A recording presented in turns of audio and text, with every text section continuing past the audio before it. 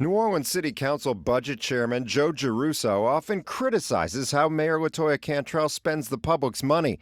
But he has high praise for Cantrell's top deputy, Chief Administrative Officer Gilbert Montaño. Look, I think Gilbert has been somebody who's been a stabilizer. That'd be the word that I would use, is somebody who both had to represent an administration which was frequently at odds with the council and with others, and at the same time have to have conversations and make things work. Several times that meant Montaño had to buck his fiery boss, like in 2022 when he directed Cantrell to follow city travel policy and pay back almost $30,000 in first-class airline upgrades. All expenses incurred doing business on behalf of the City of New Orleans will not be reimbursed to the City of New Orleans. One thing is clear, I do my job. Turns out that that is applicable to her, and in all candor, I have to fulfill my duties as the CAO and ensure that those rules and responsibilities are effectuated to everybody.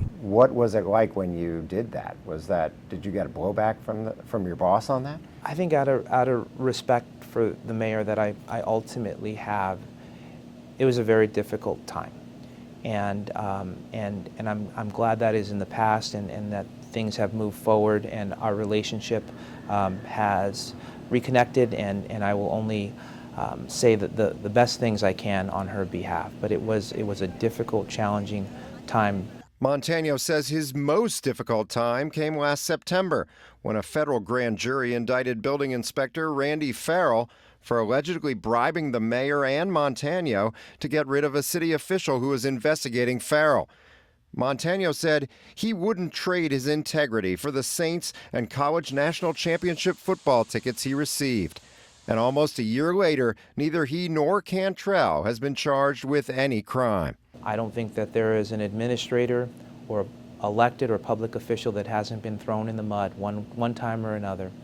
What's important is that you keep your head straight and you persevere and you keep doing what's right, no matter what. Montaño spent 9 years in Albuquerque, New Mexico city government before moving to New Orleans to run Cantrell's administration, and he admits he wasn't prepared for the provincialism. The status quo was always my greatest challenge, especially coming from the outside here.